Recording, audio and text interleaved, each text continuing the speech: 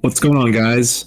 So today I have Agent Moose, Badger, and DWD with me, and they're also known as Troy, Connor, and Ethan, respectively. And today we're going to be doing what I'm pretty sure is the very first Ratchet Deadlocked online podcast. So what we will be doing in this episode is pretty much telling our favorite Ratchet Deadlocked related stories, answering tons of questions, and enjoying some drinks while we're reminiscing. So boys, how's it going? Hey, Kirk. Great. Going fantastic. Awesome. Well, before we get into the questions, we're going to take a shot. So you guys ready? Yeah, I'm of ready. course I'm ready. All right. 3, 2, 1, bottoms up. Cheers. Cheers. Cheers. Oh, God. Delicious. Man, Fireball. Delicious. Oh, good shit. Yeah, we have We Jack basically all Daniels, did Fireball. cinnamon whiskey. Yep. Oh, really? Nice. Great. All right, so let's just get right into the questions. So, Connor, I'm going to start with you. So, the first question is, when did you first get Ratchet Deadlocked and go online? Very good question. So I definitely got deadlocked on release day. The problem though is that I had a fat PS2, so I didn't actually have a network adapter. And that's when I discovered that it actually had online. So I started really bothering my parents about getting a network adapter, and they saw it and they're like, "What is this thing?" It was $40, I'm pretty sure. I was like, "It's so I can go online," and they're like, "Online? What do you mean?" Because my parents had never heard of an online console before. Yeah, that was, I don't know, that happened maybe a couple weeks or maybe even a month after the game came out. But I guess to put it shortly, I've basically been playing since the beginning. Okay, so late 2005-ish? Yeah. Cool. Ethan, how about you? Yeah. So I'm actually, gonna say this is gonna be the same answer for both Ethan and I. So yes. Okay. No, everyone Troy, knows you're me. gonna have to make sure I'm right about some of this as well, if I just make sure I remember correctly. But we started. So we got the game right when it came out because we played all the other Ratchet and Clanks before it. We got Deadlocked, and then I think it was maybe 2006. I think. Very beginning of 2006, actually. Yeah. When we started. Yeah, around 2006 we started playing it online, and I want to say we got it online. Like, we have a fat PS2, and I can't remember if we had this slim PS2 at the time or not. I don't think we did. No. But when we had the fat PS2, we if I remember correctly, we actually went to GameStop one day. There's a GameStop near Walmart with about like maybe a 30-minute walking distance from our house. And I believe we walked there one night and got it, if I remember correctly. Because we saw the online adapter. Like, we knew the PS2 could go online, but we just didn't have the adapter for it. And once we saw the adapter, we're like, we got it, and then started playing. Around 2006 or so. Yeah. So, Cool. just a fair warning for those who's listening. If y'all don't know, Ethan and I, DWD and Agent Moose, we are twins. We lived in the same household at the time of playing on Deadlocked, so we're probably going to have at the time we had very similar experiences. Just to throw that one out there for now. Mm-hmm. Yeah, is there anything you wanted to add to the story, Troy, or do you think cover it? That's basically it. How about Nope. you, Kirk? Yeah, so I got the game originally on day of release. I got it from Target after school. I was in 6th grade. And I know me and one of my neighbors, he came over to my house and we played it and got through Dark Cathedral on the first day. We really liked it. Like, we were really hyped for the game because back in like 2005, we thought the graphics from IGN looked very similar to those of like Halo. And so we were just hyped for those graphics and just to play the game. But in terms of online, see, I kind of like with Troy and Ethan, I didn't have a network adapter, so I didn't know really how to, get online, but I always wanted to.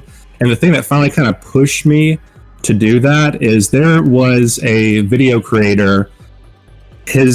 Part of his name was Nova. I don't know if it was Critical Nova, but he made some glitch videos very early on for Ratchet Deadlocked, and he made one where you do the classic, use the hover bite to get on top of that hill on Meraxis, and get behind the fence. And at that time, my neighborhood friend and I were very into Tony Hawk's Underground glitching, and we were like, man, we should glitch in this game. And so I ordered a network adapter online, and after it came and messing with it for an hour, we got online, and that's how I got online. That was May 2007. So that's the month and year. Nice. And you remember exactly when. Yeah, I have that noted down, so I'll never forget that. I couldn't do that with myself. He still got the network adapter receipt. Nah. All right, so we're gonna go to the next question right here, and hopefully you guys can remember this. And I'll start with Troy. So, what was your first online game of Ratchet Deadlocked like? Honestly, I couldn't tell you what the first online game was like, but I could tell you I was completely wrong with what I was thinking at the time. So I was one of those people who thought, oh, hey, I beat all the games 100% and all that, and I'm great with the wrench. Well, that did not turn out for me very well. I immediately got slaughtered, and I kept playing, and obviously I got better, but yeah, no, it was, from what I know, I had the wrong mind of thinking or whatever. How about you, Ethan? Let's see. I almost want to say that one of our, I don't really remember, but I want to say one of my first games was actually probably a local play with Agent Moose. Holy cow. That's probably honestly what it did, because I remember remember when we first got the game, we always did local play together because we both wanted to play the game at the same time, and we only had one PS2. So we do local play, and we just have fun and everything, and we even would glitch while doing local play and stuff too. Mm-hmm. And now one thing I definitely remember is when we actually started getting good, and after we started playing, doing local play, stopped doing local play stuff, and doing single player online. There were times where we would do local play together and just completely destroy everyone because they weren't expecting people that are good to be on local with play. locals. Oh, I see. Yeah. But yeah, I think I want to say it was a local type game that he and I played. It was probably one of the first games. Okay, yeah, that's a preconceived notion of local players, that they're just noobs, and kind of like Moose, it's like, I'm good with the wrench. I beat campaign. I'm gonna kick ass online. Yep. Actually, I do remember thinking that same exact thing myself. I'm so good because I 100% everything on campaign. I'm gonna do great online, and no, you don't. How about you, Connor?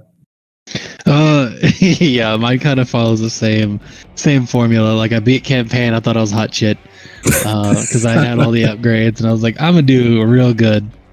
Now I don't remember my first game, but there's two distinct things that I remember when I was very green to the game.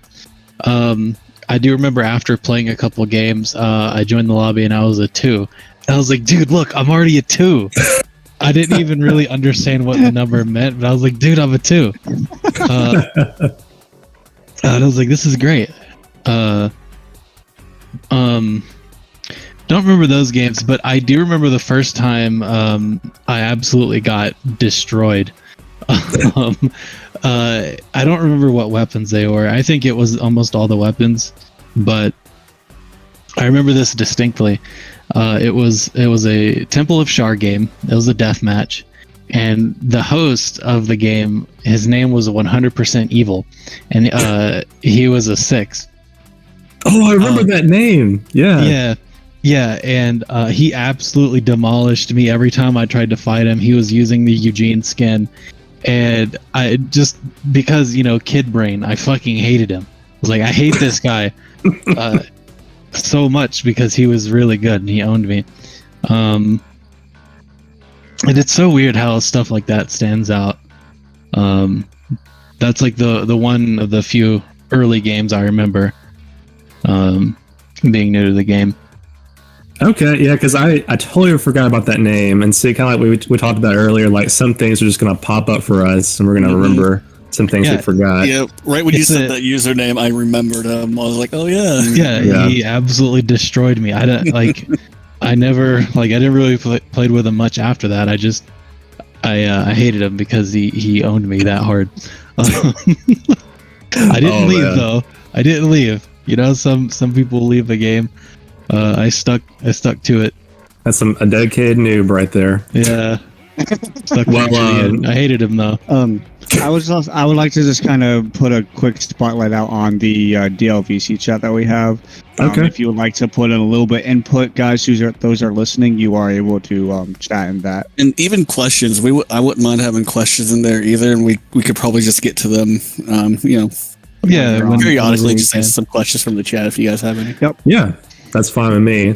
But to wrap up the second question, so for me, I remember this, so it's right when I got on, it was a 2 versus 1 versus 1 at Serato's Swamp. And what I had done is I had joined a game, and at first it was going to be a free-for-all, and then out of nowhere, one of the guys switches teams, and they start the game. And so they ended up having an advantage of having 2 players, while me and this other guy were just, by ourselves. Oh, man. And I remember that. I did okay on the game, like better than I thought I would do, but eventually one of those guys started shooting a V10 magma cannon at me, and I'm just like, wow, they have V10 weapons online? Like, I didn't know this. And so, yeah, I lost my first game, but that was my first experience in game on the Deadlocked. But yeah. Yeah, got V10 on my first game. Yeah, the first time I got V10, I hated life. Yeah, I don't even remember when the first time I was V10. I just remember I was like, I didn't know he could do this. What is he doing? What's going on? Right. All right, well, we'll go on to the third question here. And I'll start with myself right here. So what was your first username on the game, and what were some of your other usernames? So the very first username I had on the game was Rykard58. And if you're wondering, oh my goodness. If you're wondering how I came up with that name, so I played RuneScape back in the day, and my neighbor, who was my best friend at the time, he came over and he made an account. He was trying to make Rykard, but it was taken, and so they gave him the random number 58. And that was our main RuneScape account that we worked on jointly for a while. And then I just kind of adopted it over time to use with some other usernames on games. But after that, let's see. I also had an account called Real Player. As a kid, I thought that was a badass name. I don't even remember that one. You did? Okay. And then there was a clan called Blood Mafia. It was one of the first clans I joined, and I joined as the BM Brawler. We all used the BM. I remember my those goodness. guys. I didn't know you were one of those. I had no idea. Wait, yeah. Was it Real Player, like the Flash video software too? Yes. Yeah. This man's logging in as software. Right. But then after those 3 usernames, that's when I dropped Chidori with the dashes, because I really liked the move off Naruto from Sasuke, the Chidori move. And I thought it was really cool. So I was like, I'm going to make a username called Chidori, and I've stuck with it since, because everyone calls me Chid usually. So I'm just like, I'm going to stick with this name. But other usernames, JKK, a Blue Ratchet, Black Renegade, Ace Boy, and on the PS3 I went by Cycler. Mm-hmm. Yep, I remember all those ones. Okay. Sure. And Ethan, how about you? So my list of usernames is very small, at least the ones that I actually used a lot. There is. Deathwilldie was my very first one. And that's still the one I use all the time, obviously. The story behind that name is I was trying to think of a screen name for AIM, AOL Instant Messenger. And that's literally the first thing that came to my mind. I was like, that's good. And I'm so glad, because, this was back, I was like, I don't know, maybe 12 or 13. I don't even know how old. So I'm glad that it wasn't some like really cringy name, because I'm still able to use it to stay. So that's where the name actually came from. But other than that, I really only had one other account, which was stat sheet ! Period. Yep, classic. Those were the only two accounts that I actually used regularly. There was another one I used. It was like Death Kid 94, I think, or 64. 94. Oh my 94. god! I think I remember that name.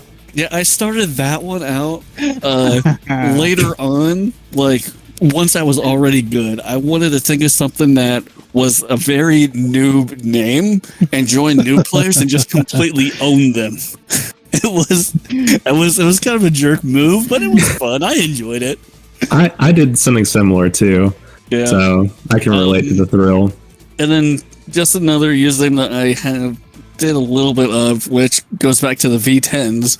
I created one. Well, Moose also he helped out. It's called IV10 a lot.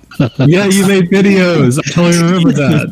Yeah. There's like 3 videos on YouTube. I think it's 3 videos of just me. And the sad thing is that was the very late end of the game where like no one was playing anymore. And so I was using that account and just literally V10ing only. And it was fantastic. But other than that, those were really the only accounts that are really mentionable that I used. Gotcha. How about you, Connor? Well, obviously the name that everyone knows me by is Badger41. That was my first and main account for a long time. Some of my other accounts that I used on and off over the years were I am me. I underscore am me. God, that was you. I was also Venom, the star tilde V3 nom tilde star. Let's see. I had some other ones that were a lot less common. I had B41 later on down the road. Let's see. I also had Giraffe 41 and Monkey 41. I didn't know about those. I didn't use those very much. There was like a very short time where I was using those. And then I also had one called a level 3, which I got to a level 3 in all the stats, and then I froze the account at a level 3. I forgot about that. Yeah, I remember that. Oh man! So it couldn't actually change. That I would just start playing on games like that. Anyway, the backstory behind Badger 41 is I was really young, and at the time, like, I'm just obsessed with random animals, and that it just happened to be a badger at that point. So I was like, all right, let's be Badger, and then I was like, oh, that username already exists. So I was like, okay, what do I do? So Kid Brain just came up with a random number, 41. There's no rhyme or reason. The 41 is completely random. There's nothing behind it. But I stuck with it. You should have said you should make some backstory with it. It's like something completely random. Like it was 41 is like, I don't know. Make some like a backstory. Conspiracy theories. Yeah. Yes. I'm not that creative, but yeah, like Giraffe 41, Monkey 41 came later because like, haha, it's a spin on the animal thing. Yeah. But then like I am me. I was like, I want a really random thing that just doesn't make sense. I was like, oh yeah, I am me. So I always thought of Barney. I am you. I love you. You love me. Yeah. But yeah, no, I am me, and for some reason it pissed people off. Like I don't just like I am me. The fuck does that mean? Get out of my game, kicked. I got kicked a lot on that account for some reason. But yeah, I'd say the top 3 accounts that I used were Badger 41, I am me, and Venom. I remember all 3 of them. Yep. Troy, how about you? I've just like everyone, I've always had a lot of alt accounts, but I did stick with some main ones. The main one you always see me use, Agent Moose, is actually the same one I've always used around everything. That's debatable. There's a story behind his account. Yes, where he wasn't able to couldn't use Agent Moose anymore. And I'll get to that. Yes. How I came up with Agent Moose was, for all the people who remember the game Time Splitters, specifically the third one, even though I love the second one a ton more, specifically the third game, there was a character in it that was literally just called Agent Monkey. Well, unfortunately, I was like, I really like that name, so let me just use this name on Deadlocked.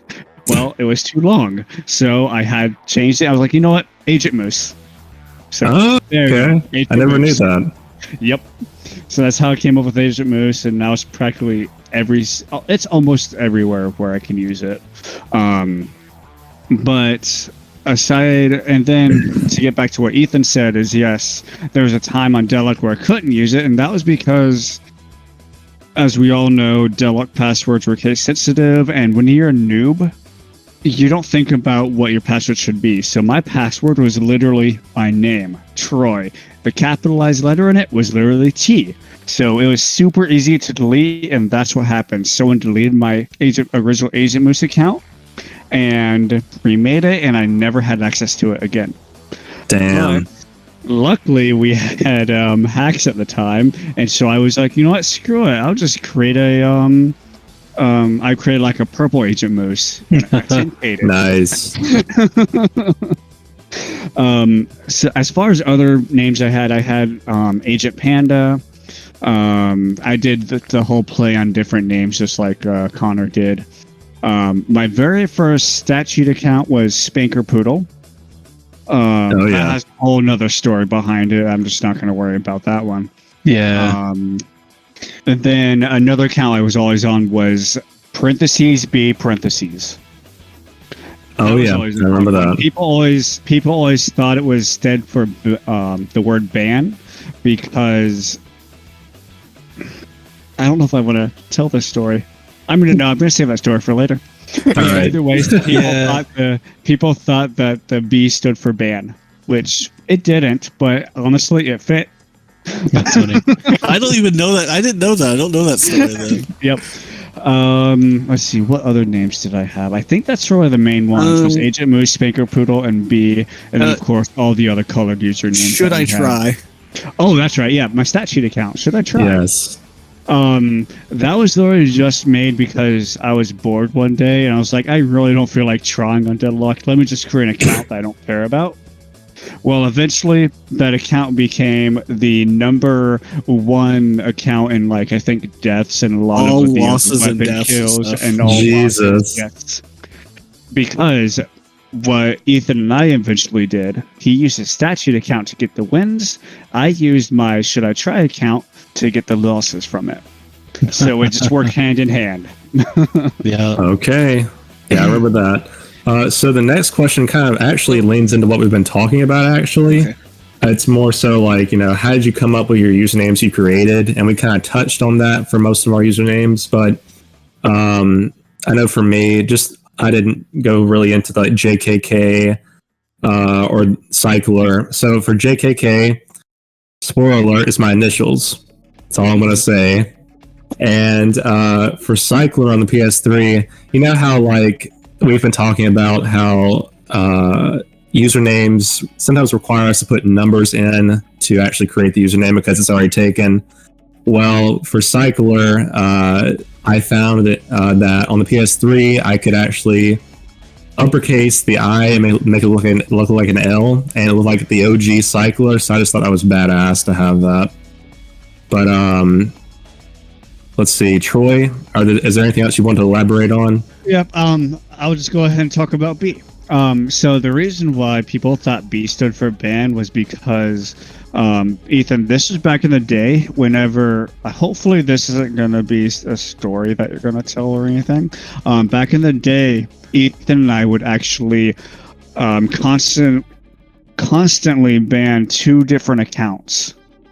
And it was this is a story I want to cover later too. Okay.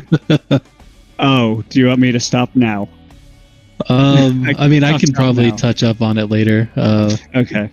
Basically, we would ban 2 different accounts help stop stat cheating, which is kind of ironic because Ethan and I were like 2 of the biggest stat cheaters in the game.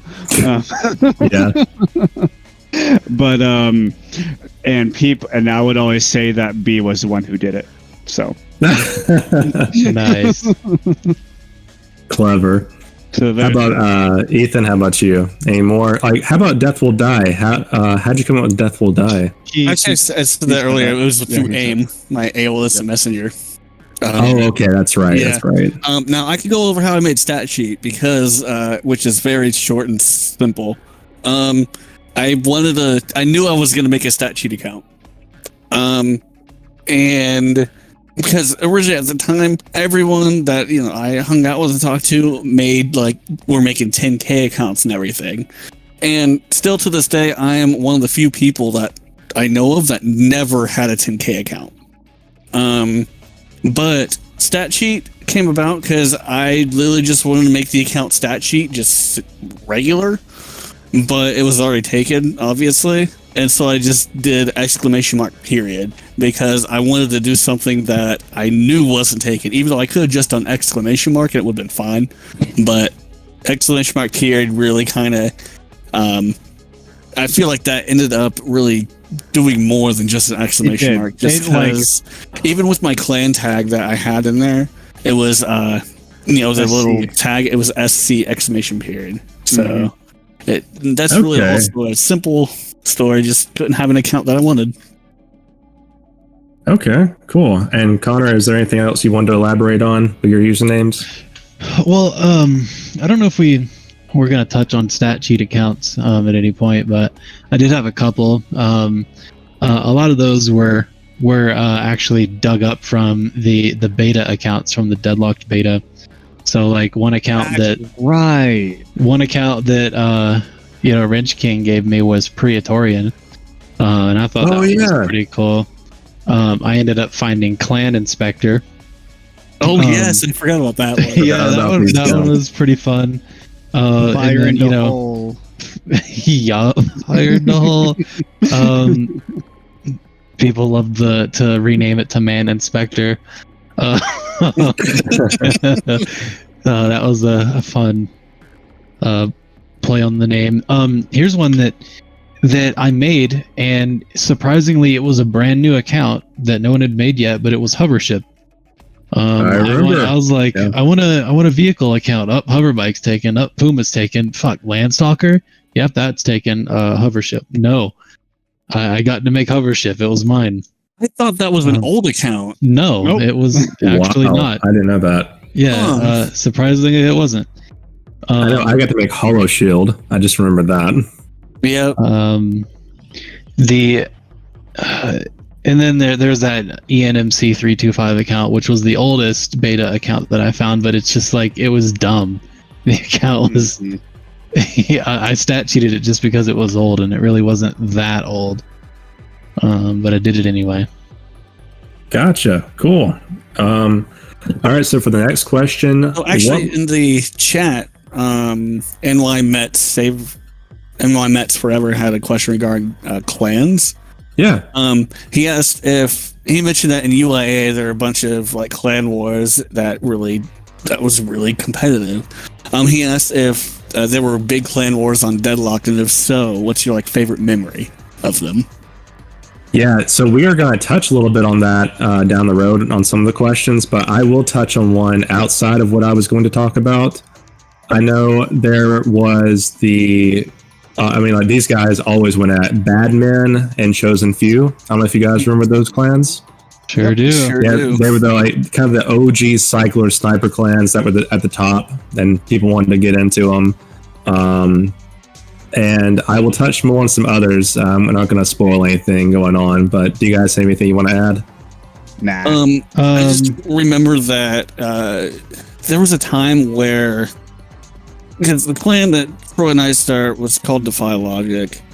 We're going to get into that, aren't we, though? Yeah.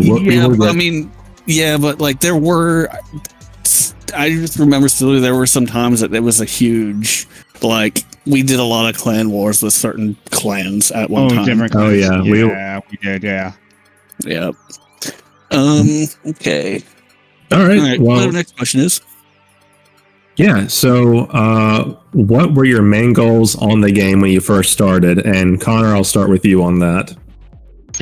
Yeah, sure. I mean, obviously, I wanted to be good, right?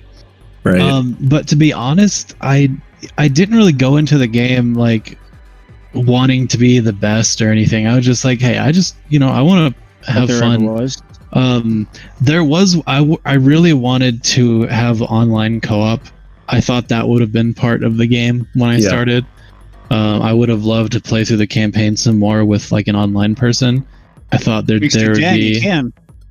Well, right. I thought that there would be like, exterminator battles online and stuff. So that was something that I wanted. But as far as like goals for myself, I really just wanted to have fun. Awesome. So not really an in-depth answer, but it's the truth though. How about you, Troy? Before I say, I know it was definitely to, just play and have fun, but it also was because I really love glitching. And if I remember correctly, don't we have some more glitching questions coming up? Yes, we do. There are. Yeah, so I'm probably going to just stop it right there and just say I really love glitching. Yeah.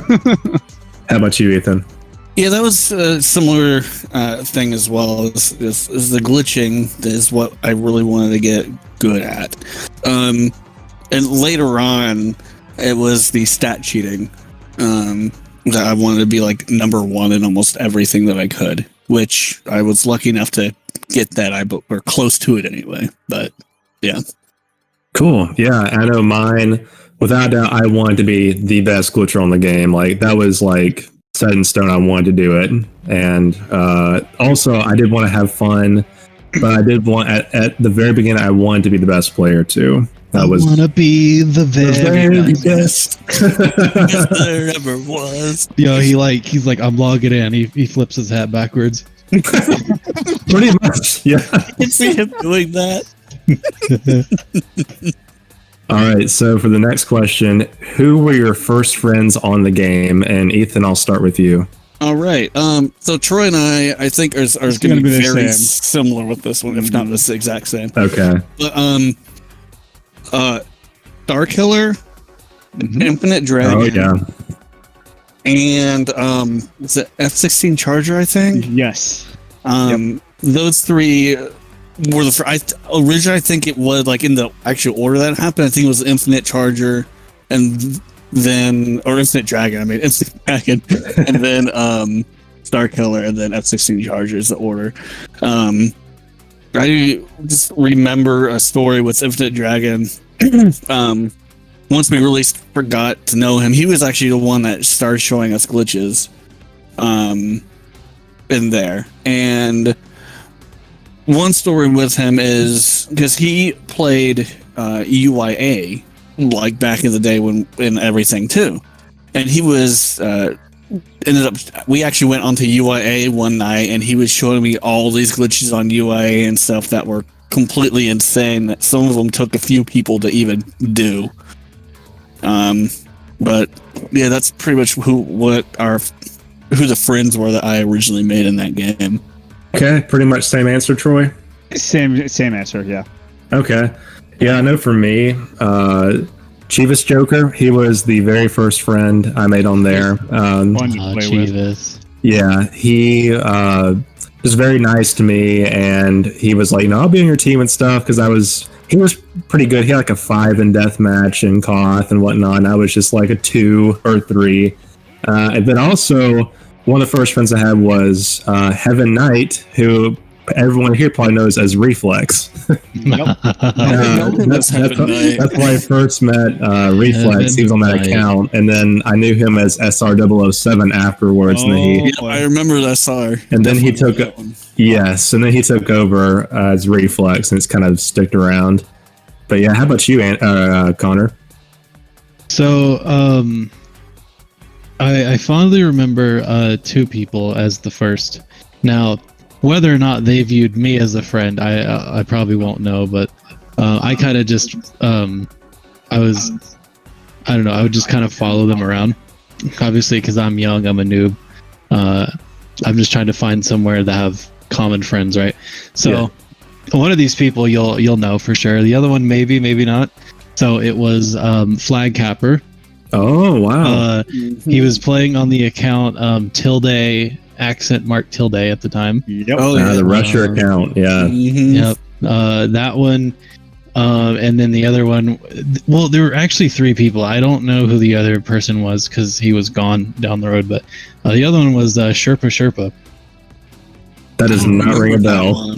I don't know if you guys remember that or not, but No. yeah, I kind of followed them around, and I'd always ask them to turn the Arbiter on because I would just walk around the map and hold down R1 with the Arbiter. That was basically my mantra for the longest time.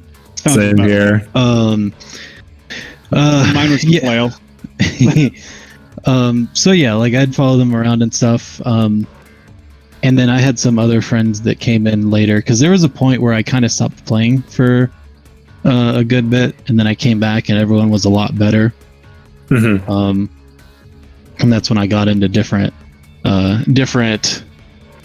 chapters of Deadlocked, I would say. But yeah, that's well, it's really hard for me to remember. I had other like people that I was like, ooh, I've played with that person before, but they don't stand out and I can't remember their names. Yeah, similar experience with me too. But cool. All right. So you guys got to fess up. Did you ever play in third person when you started out? And Troy, I will start with you. When I started out, actually no, because even I remember when because I'm going commando if I recall, you could even change it to lock strafe, or you could hold like L2 or something for lock strafe. Yeah, going commando, you had to hold L2. Yeah. Okay, yeah. I remember I just remember not using third person. But I do know now I have the actual third person mode account or whatever it is on Deadlock, and I played third person to try and get good at it. So, oh man. Well, good luck with that. How about Ethan? How about you? It's something like because I did campaign in Lockstrafe. So right when I went into playing multiplayer, I used Lockstrafe from the beginning. Okay, and how about you, Connor? For Deadlocked, no, I started at Lockstrafe, but I mean, depending on what game we're talking about here, the answer is definitely yes. Transitioning from going commando to UIA, obviously I started UIA in third person because it was what I was used to from going commando. But then I forget what happened, but I discovered Lockstrafe and I was like, oh, this is the greatest thing ever. And that's when I started using that in UIA campaign, and I just stuck with it when I got to Deadlock. Cool. Well, I am the only one who started DL with playing in third person, and like you guys said, it was pretty much like I played the previous 3 games, and I just got off UIA, and so I was stuck with third person. I never experimented with the camera controls, but I just remember seeing people online like tossing, B6s really far so easily, and they're moving. I'm like, how are you guys doing this? And it said, dude, just use lock strafe. And then I changed it. I'm like, whoa, like I can't believe I didn't use this earlier. But yeah, I used third person for the first few weeks of playing. That's actually pretty impressive. I'm not gonna lie. Did you try like jumping sideways to dodge people shooting at you? Like I did. When people shoot the orbs at me, it doesn't work. All right. Well, moving on to the next question. So, when did you start learning how to cycle and snipe? And did you have a teacher? And Deathwilldie, I'll start with you. I honestly don't remember when I started doing it. It was just something I saw more and more people doing over time. and so I just started doing it. I never did learn from anyone or anything like that. I just kind of figured it out on my own, which I think that could show because I'm still just as good as I was then, which really isn't. But yeah, I don't. I just picked it up over time. Just saw more and more games doing it. Okay, and Troy, how about you? Same answer. The only difference is I'm actually a little bit better at it now because I know how to do the wrench correctly. I noticed that in a recent game. I was like, all right, Troy, I see still you. don't know how to do that wrench. Nope, don't know it. And how about you, Connor? I don't really remember when I started cycling. This probably would have been maybe like mid 2007 or 2008. Like there's a chapter of DL for me that we'll get to later, before cycling. But no, it's kind of similar to Troy and Ethan. I started seeing more and more of it, and I was like, is this like what kind of pattern is this? And I just started trying it. I would join games, and I didn't really have a teacher, but I'd have people that would be like, do you know how to cycle? And I'd be like, well, I'm trying. And then they would give me tips along, like a couple tips, and then move on. But I didn't really have a teacher. Okay. Yeah, I know for me, I started cycling and sniping in early 2008. So I know if you guys remember Saliva, he posted a lot of videos on his account, Ultimate Jack, and he would cycle with pretty much everything in terms of like mag, B6, snipe, arbiter, and flail. Those were usually the weapons. But I kind of learned, he taught me some tips. There's also, in 2009, when I would consider that I got like, decent at cycling, XZ Death, XZ, or ZX. Yeah, I showed him glitches, and in return, he showed me how to cycle better. And so he was kind of my teacher for getting better at Deadlocked with cycling and sniping. But in terms of just like over the years, I know I observed really early on Infinite Dragon's cycle videos where he played some games. Freakazoid used to have some videos on YouTube, and I actually watched and observed his strafe and how he cycled. And of course, Republic helped a lot with improvements, especially his tutorial video. But they kind of like indirectly taught me. Like they didn't teach me in game, but I just watched their videos and learned from them. But yeah, right. Below actually has a question in the chat, which I like. Yeah. What's the highest average amount of DL online population ever had? And what do you guys think is the biggest thing holding the current revival community from growing larger than that? That's a really good question. Does anyone want to take that up immediately? I do have a way to put the population into perspective. Okay. So I don't really have an actual number, but I don't know if you know this or not, but when you're scrolling through leaderboards, you can actually use L1 and L2, R1, R2 to go like a page down. You can skip by 10 or the entire page. The amount of Deadlocked games, you used to have to do like page down like 5 or 6 times to get to the bottom of the list. There were that many games, so you would like always be able to find any game to join, and it would have people in it. Yeah, there was always at least one game that you'd be looking for, essentially, that you would play. Yeah, like it was very easy just to go in and find a game and play it. Like you want to play Conquest, it was there. CTF, it was there. I was always looking for the Arbiter. I'd scroll down. No, it doesn't have the Arbiter. On to the next one. No Arbiter. Next one.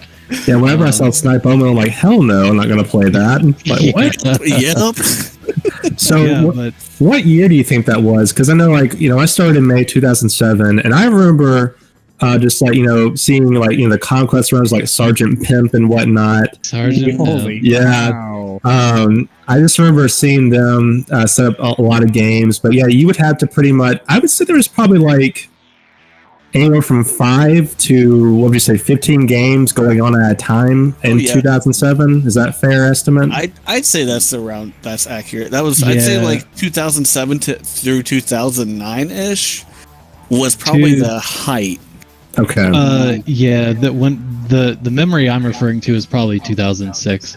That's Okay. probably when you had like it was before the PS3 came out, and that's when DL really had just the most saturation of games, where you could literally find anything. That's right. Yeah, before the PS3 is really what you're right, when it was huge. And Ethan, what was the last part of Lauren's question? The last part was, what do you think is the biggest thing that's holding the current revival community from growing larger than it has been?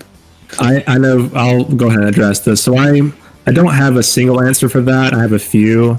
I think a lot of people just don't know that we've revived the servers, or that the servers have been revived.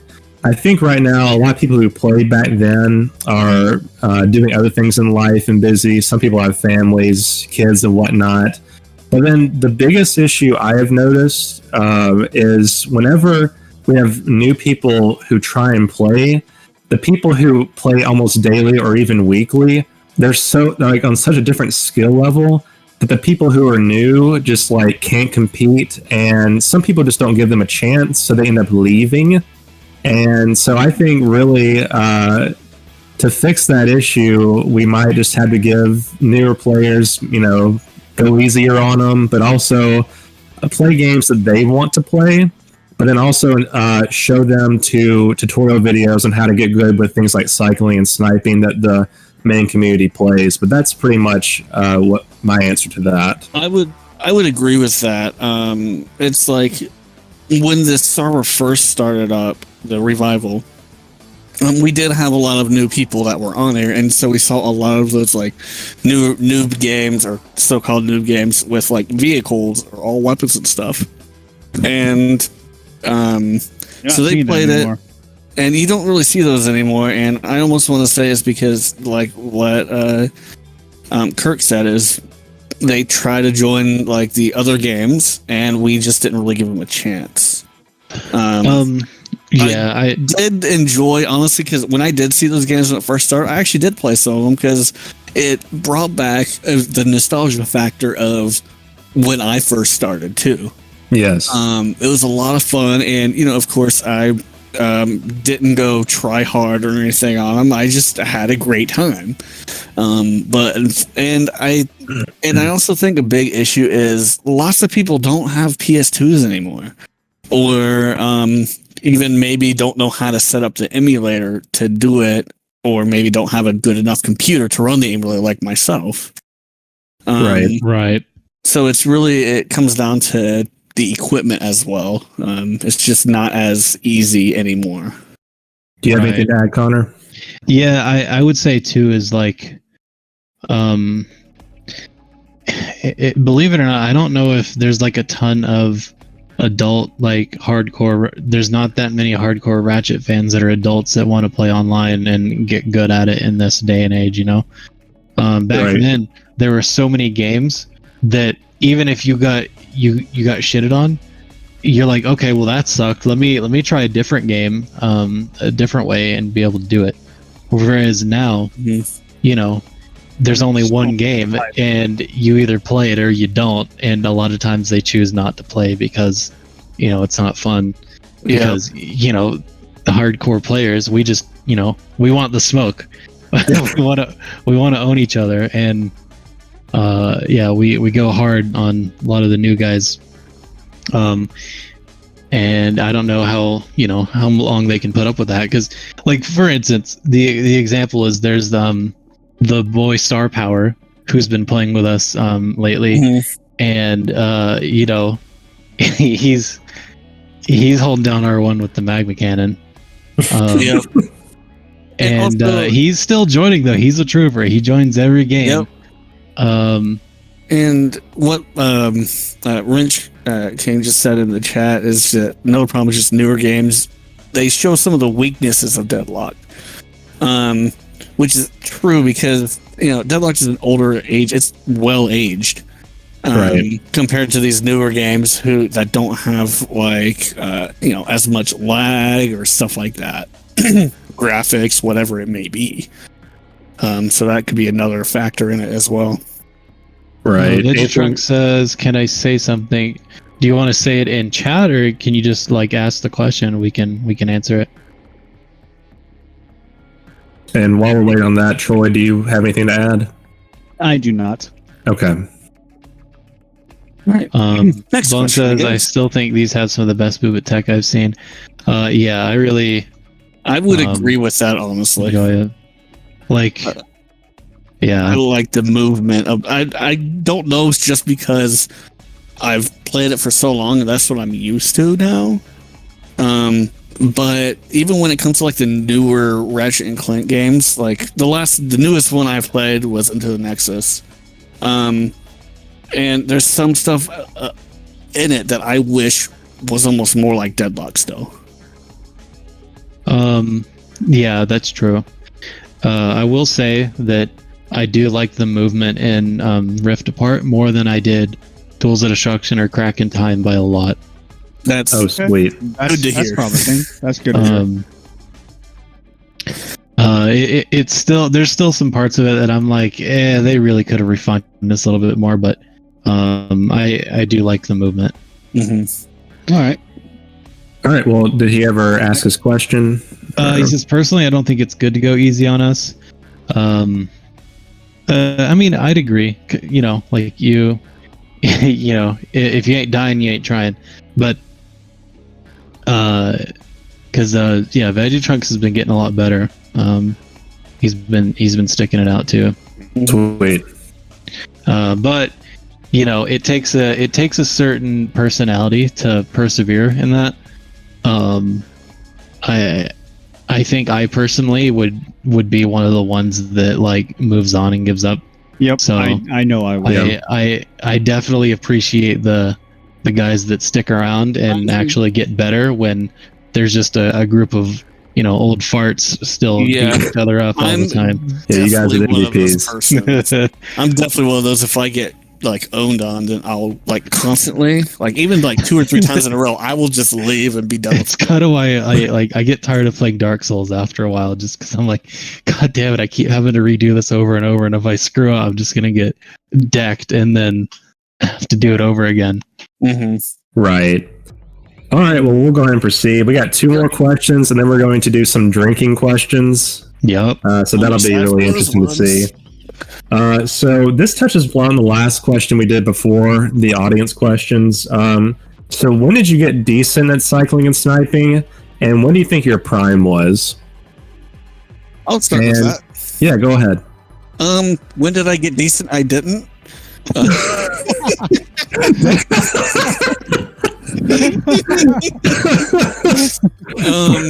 Cell phone there. Honestly, I'm to tell the truth, I'm not bad. I'm able at least to hold my own. Now, when it comes to actual cycling, like against everyone now, I almost always lose. But I'm okay with that because I'd still have fun. I'm at least able to kill them every once in a while. But when do I think my prime was? I'd say probably right before all the hacks and stuff started coming out, because that's when I was actually really trying and I was really dedicated on like my stats at that time. Gotcha. Yeah, and once that came out, I just kind of lost Getting some the care. echo from Ethan. No, that's from Kirk. Okay. Oh, okay. Hold on. 1 second. Yeah, that's my answer for that. Well, let's see if I can stop this echo. You guys talk? One. Test. No, yeah, we're good. Go ahead and answer yours. Answer that. Okay, so when did I think I got decent, and what do I think my prime was? I would say I probably started getting decent at cycling maybe like early 2008. I think 2008 is when I really started getting heavy into it, because I remember I was doing that, and then it was maybe like a year, and that's when DL really started to die. Yeah. Maybe it was late 2007. I'm not really good with timelines, but it was around in there. And as far as when do I think my prime was, This is a very interesting question because we always like to look back and reminisce, and kind of like compartmentalize what your prime was. If we're talking about like raw skill, like right now, I think I'm better than I ever was. Okay. But like my rank is lower than it was in OG Deadlocked, but you have to think about like the player pool. Right. We have like maybe 10 people at the most that are like a total of 10 people that are, you know, cycling in and out to have games going, and we're all like at a really high level. So in like you either keep up or you get owned. So I think as far as skill goes, like, yeah, if you were to put me against myself back then when I had a 7 in deathmatch, I'd probably own myself. Mhm. And then younger me would be mad. It'd be a raging badger. It would be a raging badger. Oh wait, that actually reminds me. I actually had an account called Raging Antelope. Oh, you did. I Oh, remember that okay. You guys one. remember Raging Antelope? True. But yeah, I mean that's kind of answer. I think I'm a lot better than I ever was.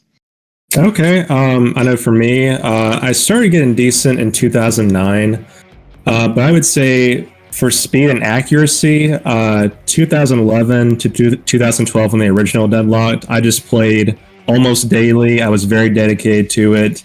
And then at in HD on the PS3, I played dedicatedly too, and I just I thought it was pretty good with accuracy and speed wise. But in terms of strategy and whatnot, today I'm the best I've ever been. That's how I'd frame that. But how about you, Agent Moose?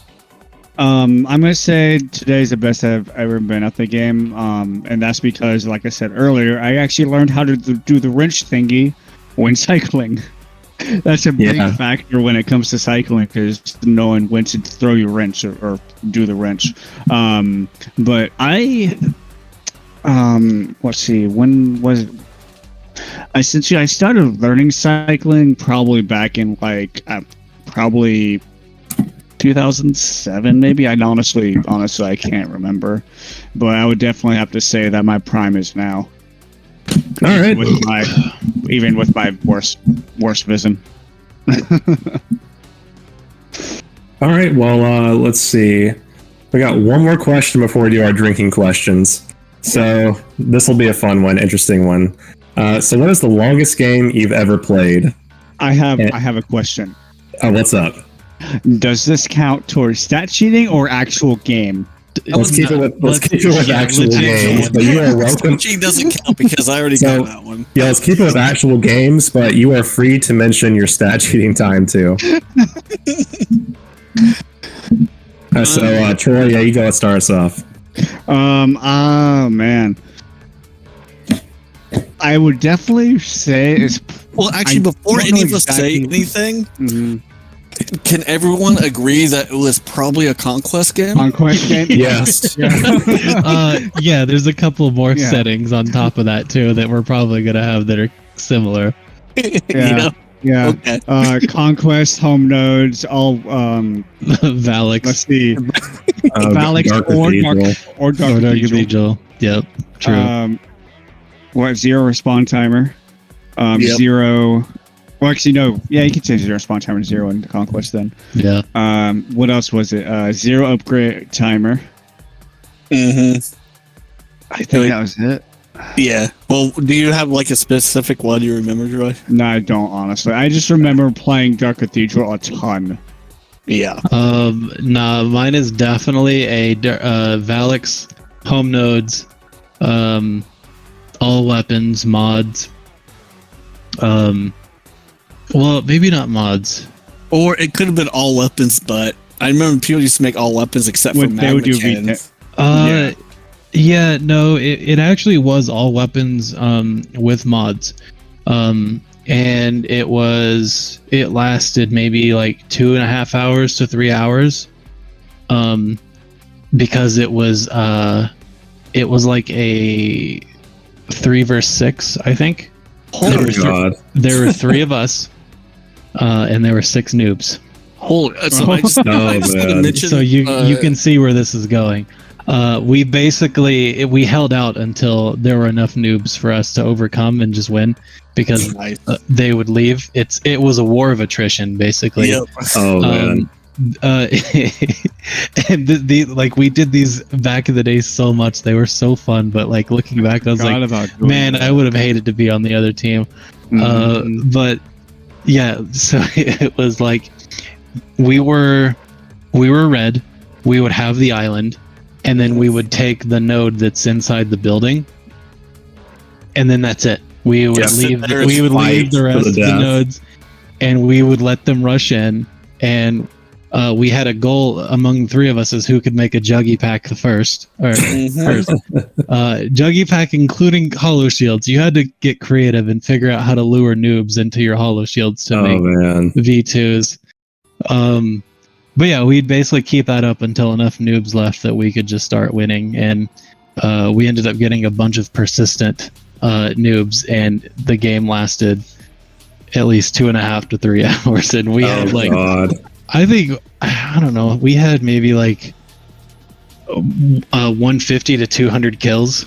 I think one of us did. Jesus. The poor people, like, it must have been so bad to be on the receiving end of that. But man, like this is the time where there were that many people playing Deadlocked, to where you could be like, all right, well, these noobs hate us now. Where's the next set of 6? Right. that'll come in? Right. Yep. So Yeah. because like looking back, it was really shitty, but we were kids, we didn't give a shit. Yeah. Right. Yeah. And I would say for me, I've definitely had a lot of games over the years, but there was one time I did a 4-hour Dark Cathedral Conquest game, and very similar to how Connor described his experience. Pretty much there was just a team of noobs, and they just didn't give up. Like, they just kept going. And it was 0 respawn timer. We couldn't cap the node. It was so fun, but it was just like, if I were to do that now, I would never do that. I would just have quit a long time ago. Yeah, hey, I'd feel like an asshole. And Yeah, mine is similar. I remember mine was Dark Cathedral, but it was almost. I remember specifically because I'm like this. It was almost 4 hours. It was like 3 hours and 56 minutes or something like that. And I remember man. that just because I was like, it was so close to 4 hours.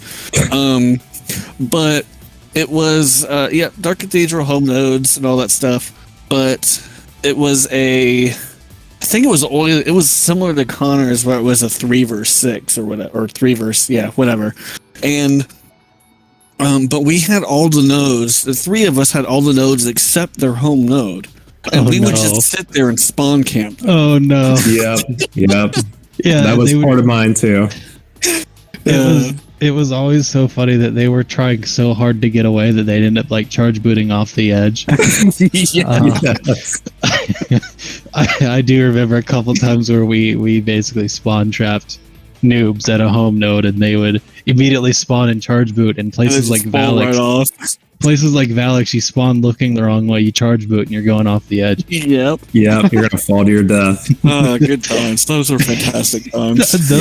Those had me rolling as a kid, but damn, I was an asshole. I just remember the last recent games, like after the revival.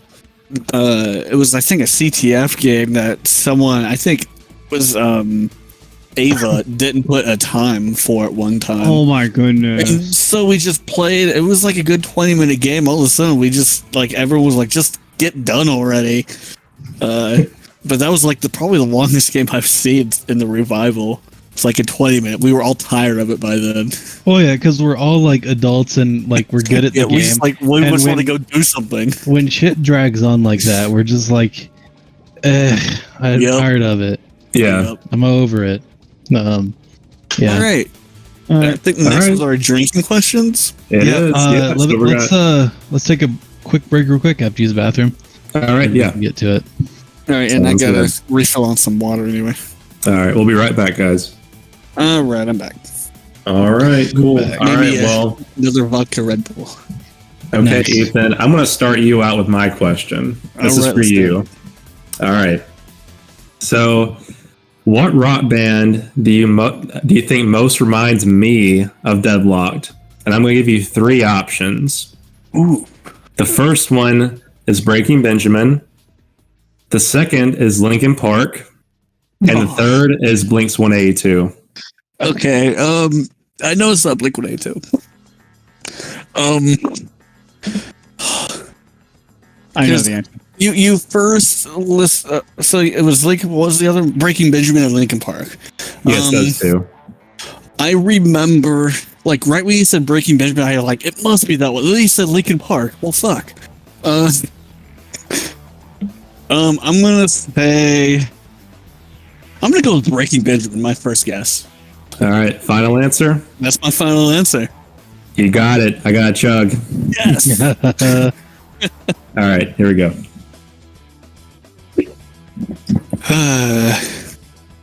Is there a specific song man. What's up? from Breaking Benjamin? Is there like a specific song for you from Breaking Benjamin that reminds you of Deadlocked? There are a ton of them. Probably Dario Jane or Until the End are my favorite ones that kind of take me back. I chose Breaking Benjamin because I just remember a lot of your videos had like Breaking Benjamin songs in them. Right. With Breaking Benjamin, how many videos he has had, I'm sure he probably used all of Breaking Benjamin's OST. I did. Yep, every song. About every song, I'm pretty sure. Yep. The Diary of Jane. All right, Connor, you're next. All right, Troy. This one's for you. So I wanted a skin account back in the day, but I couldn't have it. Your options are Eugene, Renegade, and Captain Starshield. Which one do you think I wanted? Oh, man. I'm going to say Renegade. No. Drink up. Was it Eugene? It was can't be Eugene. that. Yep. I remember that. So if you guys don't remember, there was a time where my main skin was Eugene. Yep. Man. I do not remember this. Yeah, I this do. this is mostly when I was playing on IME. That's when I used Eugene the most. Okay. So the reason behind that is, as a kid, I loved like tinkering with like wires and stuff. I had these little like science kits that had a bunch of wires and light bulbs and stuff. So I really loved that. So as you would imagine, when I see that Eugene has flashlights taped to his helmet with a giant switch on the front of him with like wires going to his helmet, I was like, that's so cool. I want that. And so I wanted the Eugene skin account. But I couldn't have it. What a shame. All right, Ethan, how about you? This one's for Troy because I really don't know. this Do you answer. want to do You're that getting for picked Troy? on, Troy. Yeah, well, do you want to do that for Troy, or do you want to swap it out and have one for me so that we have it even each round? Oh, I see. Okay. Well, actually, either way you look at it, I don't think that works because there's 4 of us. Yeah. That's That's correct. So we'll go with the flow with how we structured it. Yeah, do what you want. All right. Okay. So Troy, I actually was gonna try and guess your favorite glitch. Yep. Because I know that was like a question over our thing in general, but I couldn't think of like, I'm bad at thinking of questions for people, so I'm doing that. And Troy can list another glitch later on when we get to those questions. But I want to say your favorite glitch was teleporting. Hang on. That actually, I'm gonna say a yes on that one. It's a very I'm gonna have to say a yes. Oh, I was right. Yes, I was Drink sure. up, Troy. There were. I had two others on my mind. Let's wait for those for the other question then. Mm-hmm. All right, Troy. Yeah, drink that water since you're not drinking tonight. Drink that water. I got beer. I got one beer. Oh, okay. So I didn't realize I kind of did this wrong. It's fine. Who do I need to ask? I need to ask. I haven't been asked anyone. one yet. You Connor, probably actually, think Kirk. All right, what's up? So I wasn't well, let me actually say this, Connor. With this question, I wasn't trying to get information from you. I promise. I was literally just wasn't sure. So, Kirk, did you ever have a actual stat cheated account? Because I did. I honestly couldn't remember. Did you? Dang it! Because my answer was no. Because the one what's your account I stat remember cheated you account? had that was a 10K. I thought we had actually hacked it to a 10K. Right. Actually, okay, that's the one I was talking about. So we did hack that to 10K. That's why I considered my stat cheating account, but I did not do it in the traditional stat cheating. process. Gotcha. So actually, I would I wanna say reverse that that's answer not and say the- yes. Okay. Wait, what was your stat cheat account? Was it Chidori with dashes? It was a black Chidori. Black Oh, Chidori was the that's 10K. Yeah, Yeah. that's what it was. Okay. So I'll drink on that. Hold on. Okay.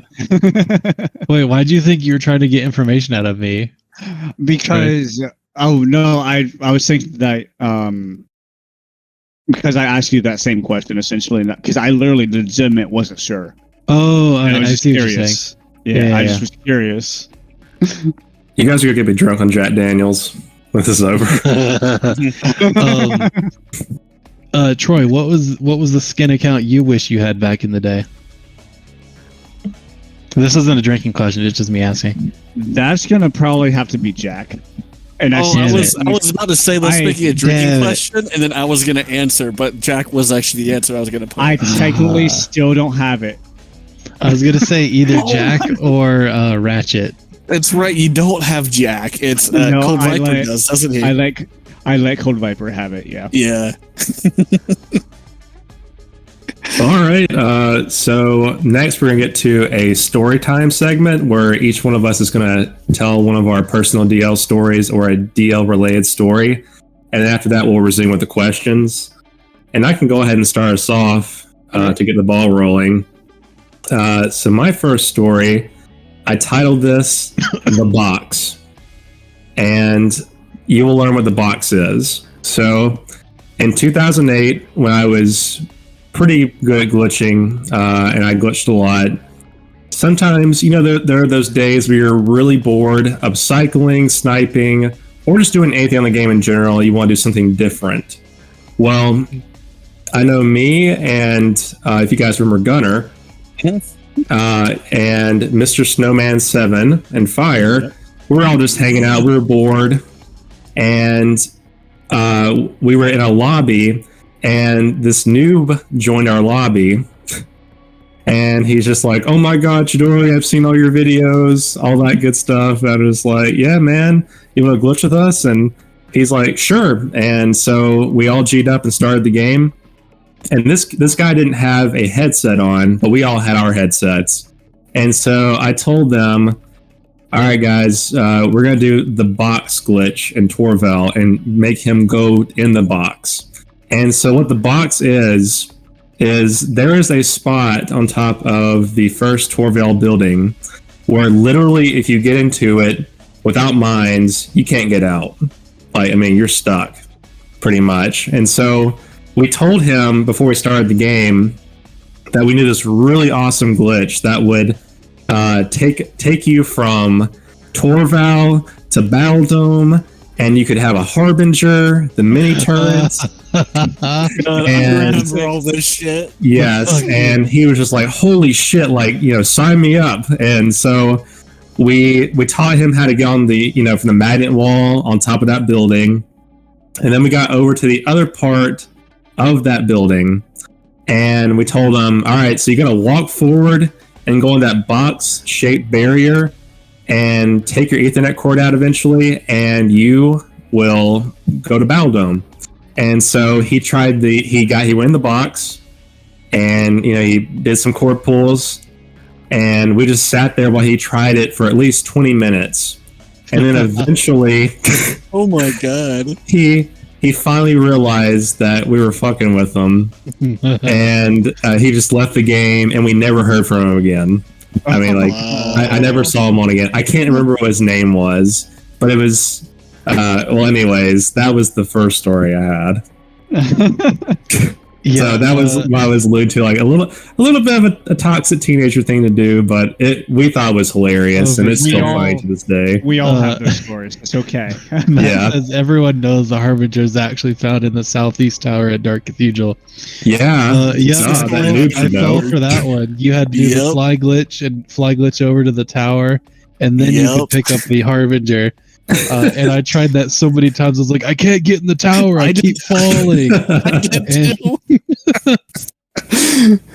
Oh man! All right, so Connor, you go next. All right, so if we're on the topic of glitching, I'm sure everyone in the thing here knows Zetoboro.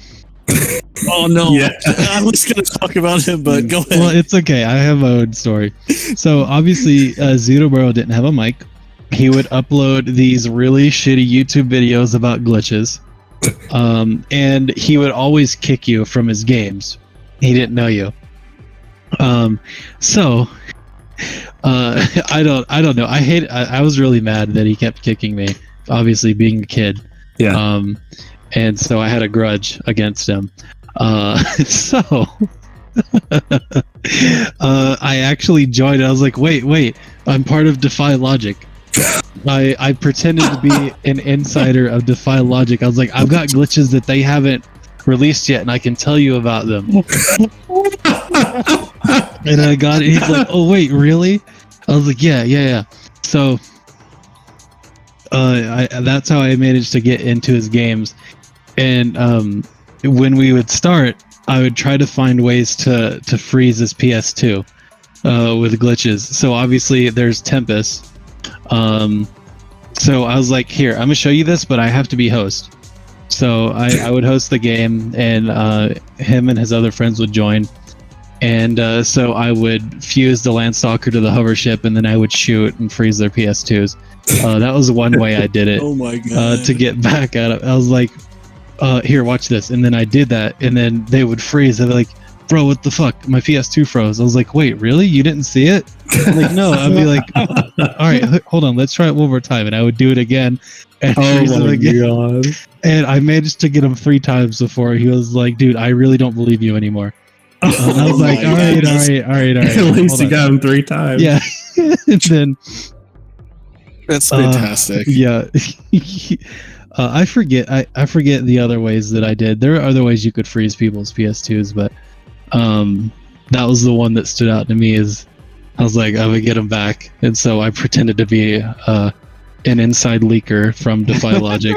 That is awesome. I love that. All right, honestly, that's a lot better than any of my stories about Zetoboro, to tell you the truth. That's fantastic. Because it's I was a toxic little kid, and I wanted to get back at the person who kept kicking me for no reason. Yeah, that's understandable. Zetoboro. So I guess this really is. I'm just going to mention it because my interaction with Zetoboro, he hated me, and it was because I would always. So he was one that would post videos of claiming that he found glitches. This pendulum glitch that Defy Logic originally found.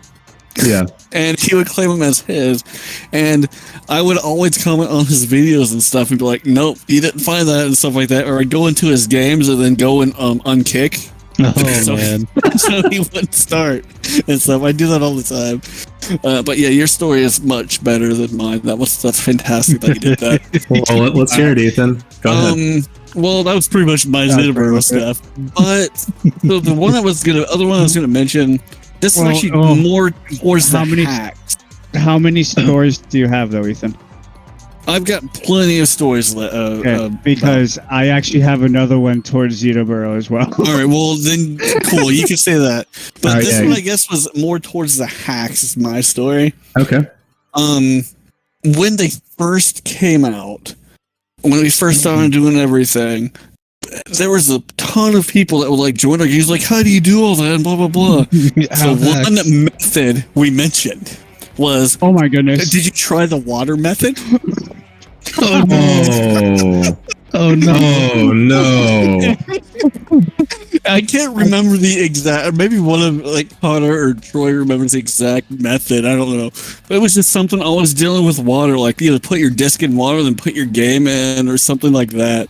It was something ridiculous, Oh my god! and we just kept like elaborating on that whole thing the entire time. No. Anytime someone would ask, and it just got more and more ridiculous.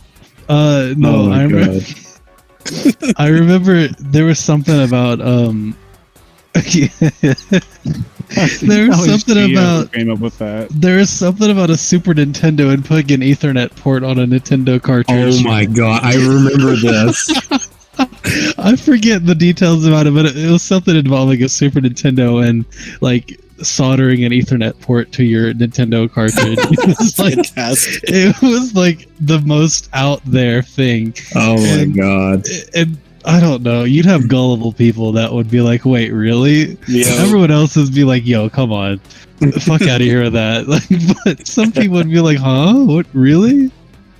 Yeah, sure. I'm playing Deadlocked on a Super Nintendo with a modded cartridge. Excuse me. That'd be crazy. All right, Troy, go ahead. So I'm gonna go with another Zedoboro story. All right. Because apparently, everyone just didn't like him. He was just a little turd. Right. So back in the day, obviously I had the clan DeFi Logic, and I had a YouTube channel called DeFi Logic. I was we an posted all insider the- there. Yeah. We posted all these videos and whatnot for glitching, and all of a sudden, one day, I didn't have access to the YouTube channel anymore. Oh, I forgot about I'm this. gonna find out. I don't know how Zedoboro actually got into the YouTube channel. What? I guess we had a very insecure password for it back then, because he was able to log right in, and he put all over. Because this is back in the day when YouTube you could like have your own. You could edit everything on your channel, like you could have a bio and everything. Yeah. He put Zedoboro was here and all that other stuff. Wow. I forgot about that. You got tagged. Can you wonder like how long he tried to hack your account? Right? Probably put a lot of work into it. Oh, probably did. I didn't know this. This is crazy. Okay. Yeah. And I eventually got it back because he did not change the email password, which back then was the same exact thing as the YouTube password. So I was able to He do could the have reset easily password and all got that. complete Oh yeah, control of the account, but he dude, did. he didn't delete any videos. He didn't do anything. He just changed the info on there. So I mean, I guess that's the best of a bad Yeah, situation. exactly. the best worst situation. Exactly. I'm like, okay, cool, but I honestly, after remember that- that. Like, I Oh my remember you gosh. telling me when that happened. I was like, what? after that, I was like, yeah, no, I really, really do not like you at all. Yeah. Yeah. Oh man, that's crazy. Yeah, I actually, now that you mention it, I do remember this controversy happening. Yeah, there was a huge controversy between him and just DeFi Logic in general. I Yeah, remember. I that's- remember that- those comments. That's why I was like, I'm an insider. He's like, that's Yeah, how I could get his attention. he was obsessed with DeFi Logic. He really was. Because at that time, we were the biggest glitch clan. Right. People knew about, so. Yeah. All right. I think that's all the stories there. Yeah, so we're gonna go ahead and continue on with our questions. So, all right, this is another fess up question. All right, so I'm gonna start with Ethan for this one. Have you ever dotted? I Cheerio'd. No. Oh, No, I actually did try dotting before. I have. Sharpie. Yep. A Sharpie, piece of tape on the screen, and then a Sharpie over that. Yep, did that. It did not help one bit. It made me a lot worse because I was used to not using anything. So once you add that, it just completely blows everything else out the water. I assume your answer is the same, Troy. The answer is the same for then. Yes. Now I actually created a code that gives me an aimer, but I will not give that to anyone. Yeah. Oh man! So you actually have a dot on there that just pops up on your screen. Ridicule. Wow. Well, how about you, Connor? Oh yeah, absolutely. I have. I had a big CRT, and no Cheerio, no Sharpie, but I actually did I experimented with different pieces of electrical tape. I would cut a small circle for electrical tape. I also had one that was maybe the size of a nickel at one point. Oh man! To see if as long as I line up this person with the fucking nickel in the middle of my screen. I experimented, and I mean, overall, I guess it helped a little bit. The main benefit I got was you dot for a little bit and then you remove it, and you're a little bit better because you remember where the dot is, but you can actually now see the person in the middle of it. So yeah. I mean, I was absolutely gonna say, I have. I'm not ashamed of it because I'm sure everyone's done it at least. Mm-hmm. Yeah, I was just gonna say that's pretty much my experience. I first started taping in 2008 when I was trying to learn how to cycle and snipe. And funny thing, I know whenever I make a video, I'm I gotta be sure I get this dot off so no one knows. Oh yeah, because you were using a camcorder back then. Yeah, and so, but then one day it's when we found out how to do hover bike surf. I was so excited about it that I just was oblivious to the dot, and I recorded a video with the dot on my screen, and I didn't realize it until I posted on YouTube. I'm like, well, shit, now everyone knows I dot. But looking back on it now, like Connor said, it's not a big deal at all. It's it used it to help to improve your sniper aim, and I did that and took it off middle of 2008. So I do specifically remember. This was looking back. It was so weird, but I was in a game and we were on mic chat, and this guy he was actually really good with the sniper, but he's like, "Yo, dude, you don't want to fuck with me right now. I've got my square dot on right now. You don't want to mess with me when I put my circle dot on." And I was like, "Oh fuck, this dude means business." But looking back, I was like, "That's so stupid." Yep. Why? What kind of weird flex was that? So that's bizarre. Don't fuck with me. I'll put my circle dot on.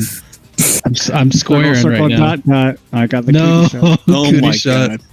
So I've got a question for all of us. It regards. It's just something that just came to me regarding things that may help us out with stuff. Okay. Or modifying things. Lag switch. Ah. Oh man. So I had time because he and I we made a lag switch.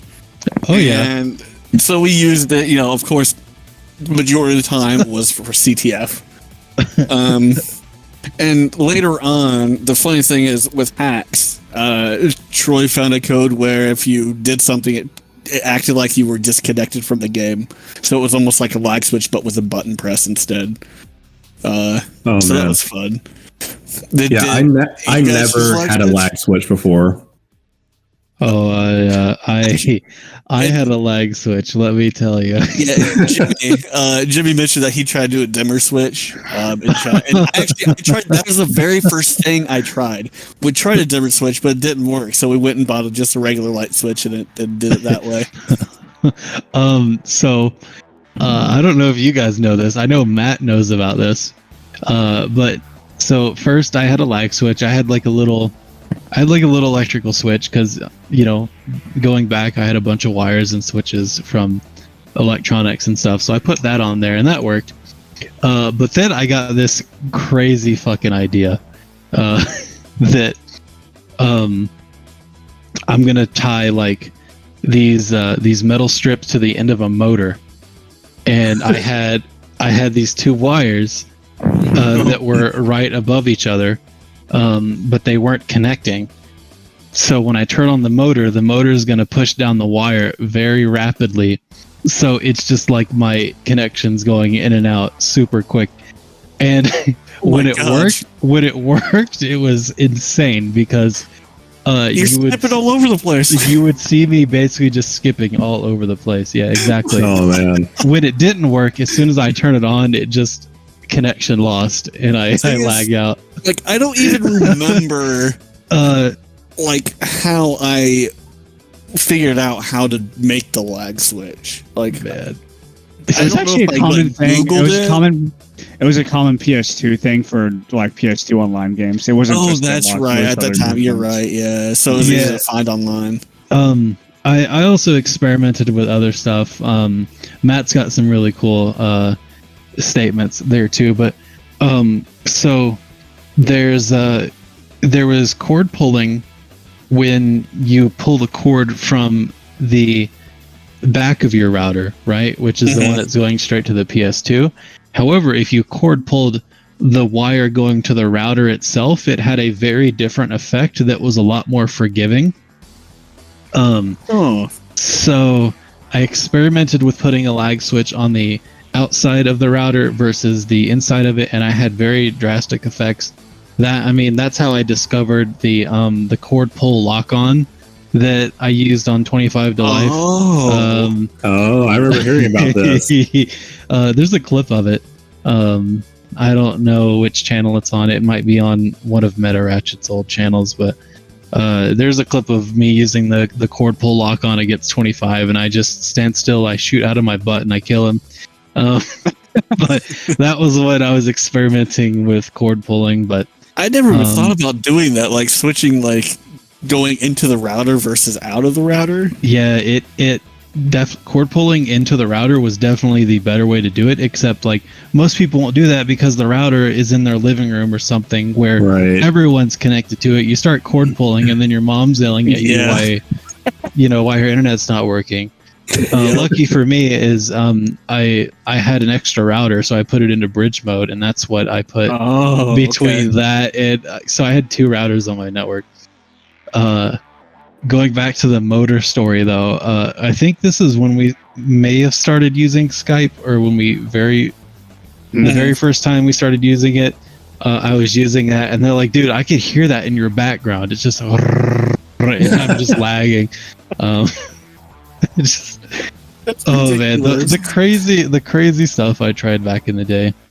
Oh man, that's wild. But what Matt's saying, Wrench King, is Geo is arguably the best cord puller in the game. He would just do some shit agree. That was he would never lag out from cord pulling, and he would just start. He'd go like across the map and then lag and everything. He'd start cool. He'd start lagging so crazy, way more than what I could ever do. I've got something. I have an accomplishment that I used in cord pulling that we'll discuss later with one of your other questions. But yeah, cord pulling was a very interesting and fun part of. I'm glad I thought of that question. You guys have a much more interesting cord pulling stories than I do, because I just used it off the back of my PS2. I never had a lag switch. I never tried to do anything fancy. Mm-hmm. So lag switches is very boring. Glitching so much easier. They were so much fun, and I mangled so many fucking Ethernet cables from trying to. Oh my god! I used to try to splice in a lag switch. You know how like the Cat, the Cat 6 cable has like 7 or so connectors. I would start disconnecting one to figure out which one was the one that actually did it. Yeah, that's wild. Yeah, good times. Well, we're gonna move on to another question. This is gameplay related, and I'll start us out with this one. So, describe your best sniper shot ever.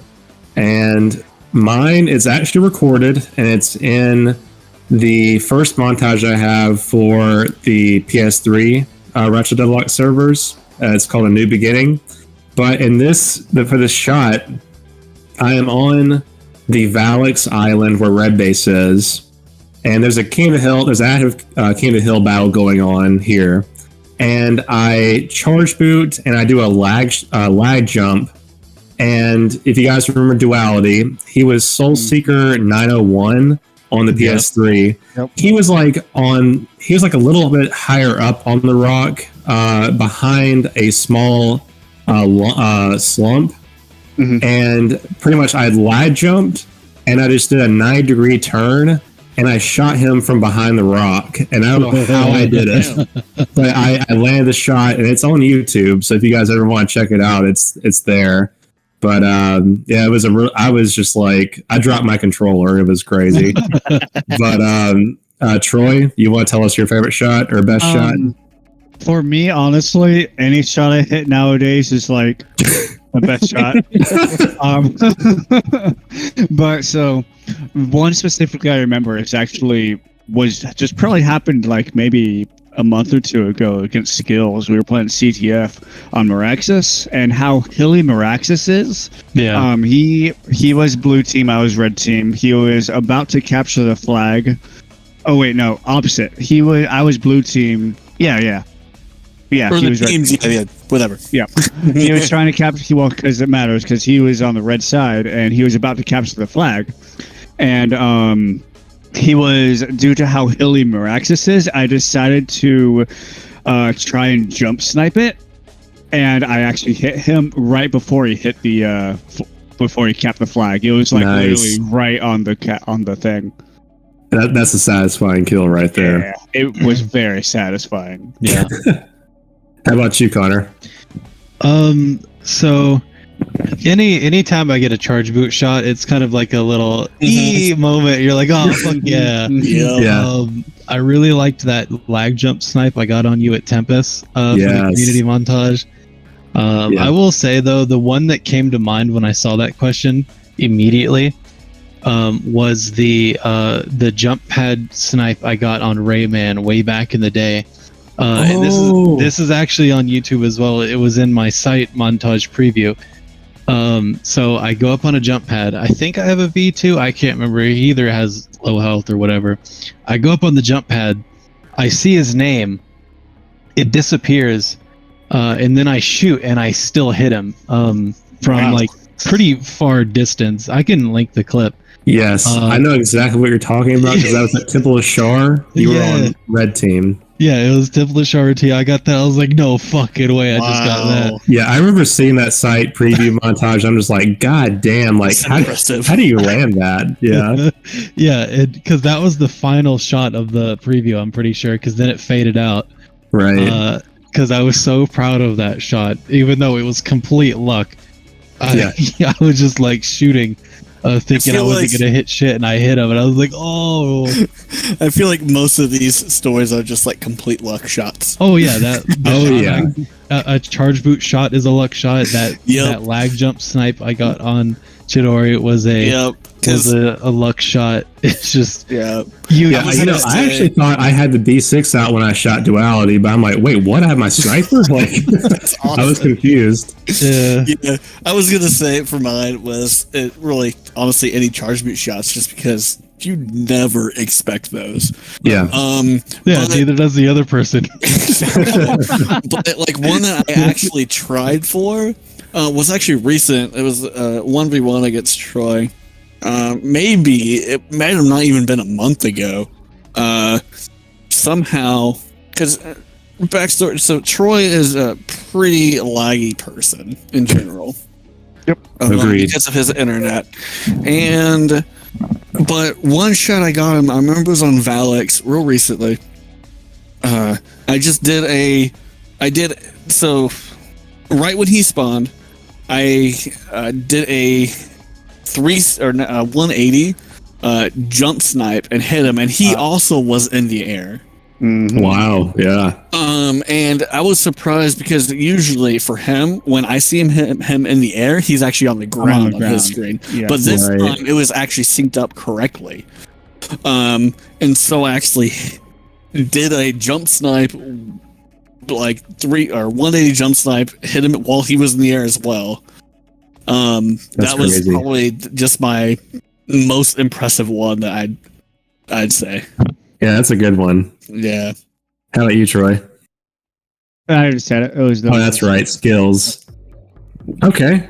Well, we got those out of the way. But I'll start with you, Troy, for this next question. So, what is your favorite skin in the game and why?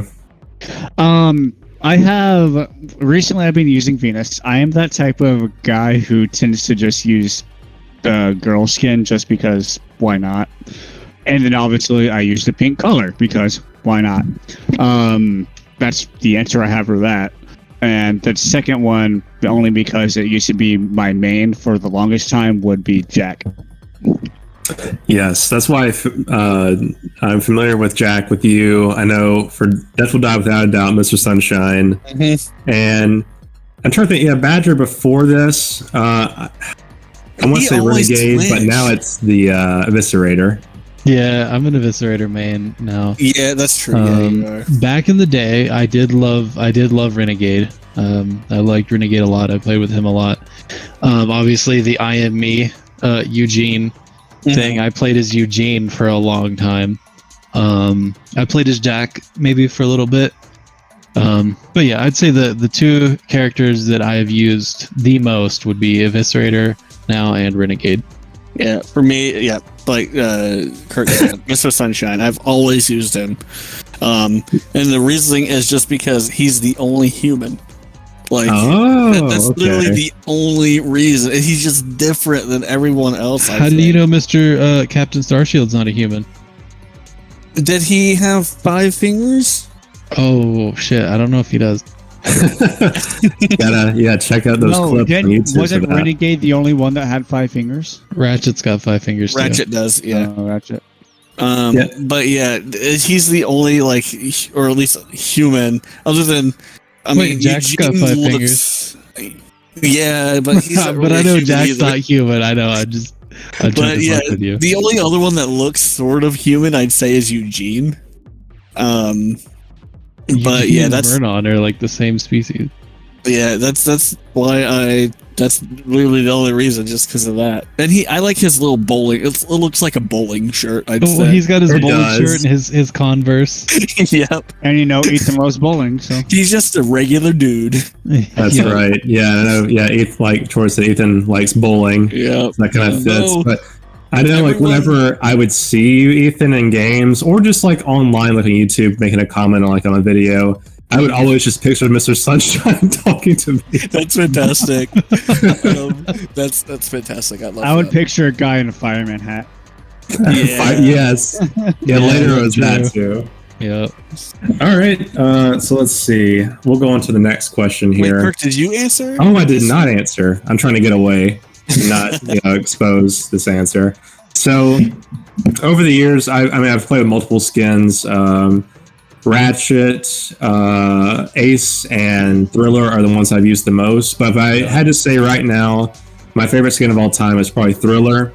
And the reason for it really is because his player model is the skinniest. I feel like I'm able to see people like ever so slightly more in certain scenarios, whereas like I might not be able to do the same thing with a skin like, a fat ass like the Muscle. Yep. Muscle was the troll skin. Yeah. That's one thing like people always told me was like, I was easily able to kill you because you're Mr. Sunshine. He's a fat ass. Yeah. The Muscle was the skin that we used when we were on the Kinky Kelly accounts. I forgot about those. The Kinky Kelly accounts, a level 3 I used. There's an account. Oh god, this is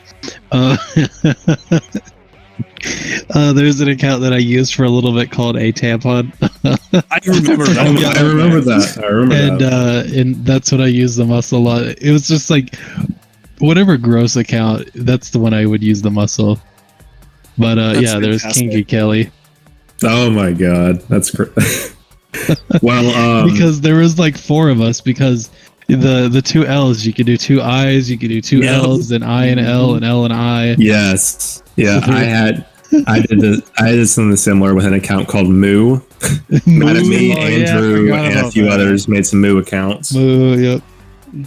All right, so we'll move on to this, and Ethan, you can start us out with this one. So, what are some clans you were in over the years? There's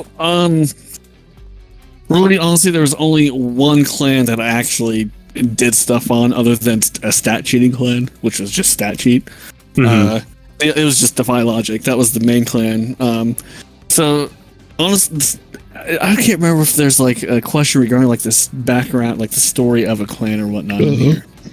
Yeah, Well, we'll I get Kinda have a this we have a question for footnote that. of it. Yeah. Oh, there is. Okay, then I'm not gonna say it right now. Then. Yeah, But we'll it get was that towards the end of the honestly, podcast.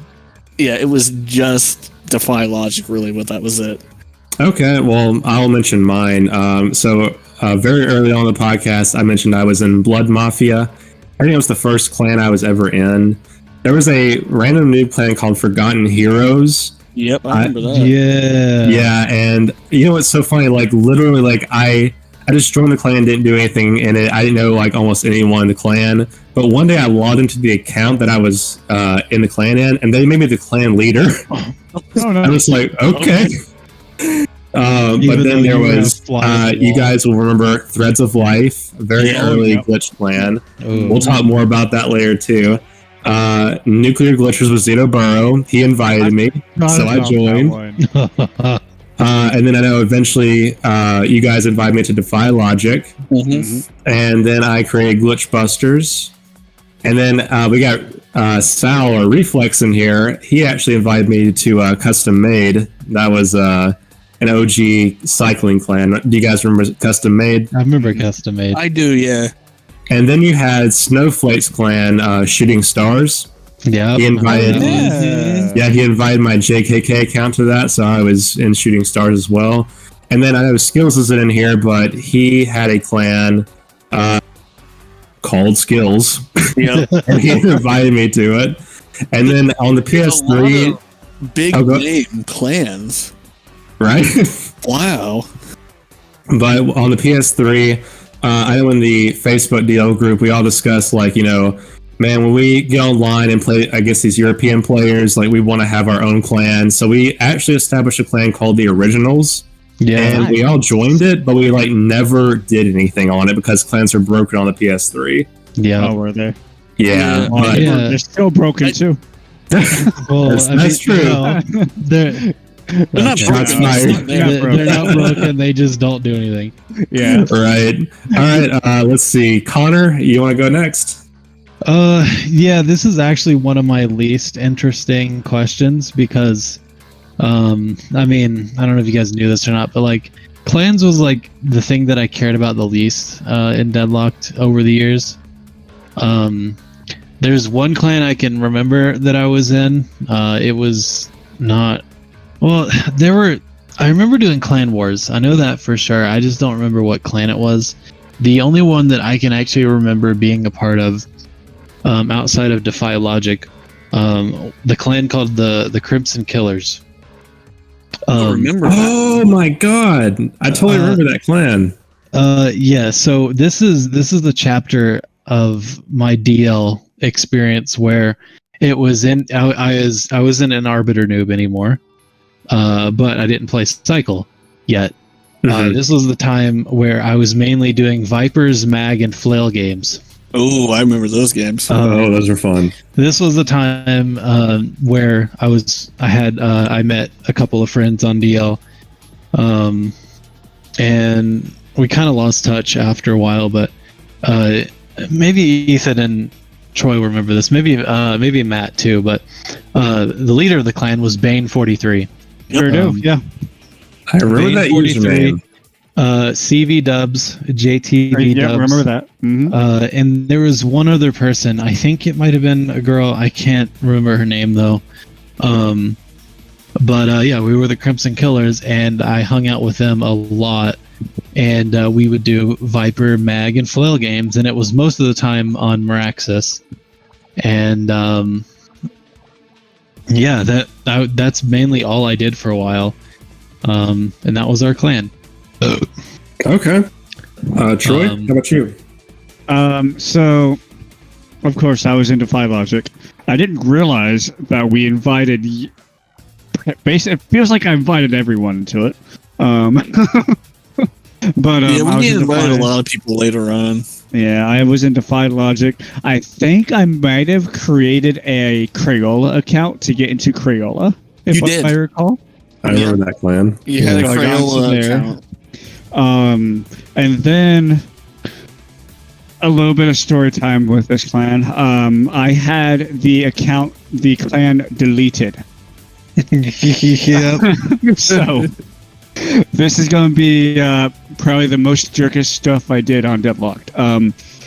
I would take, when there were noobs or whatever, people stat cheating, I would be like, hey, yeah, let me get your account so I can help you stat sheet when you're not on.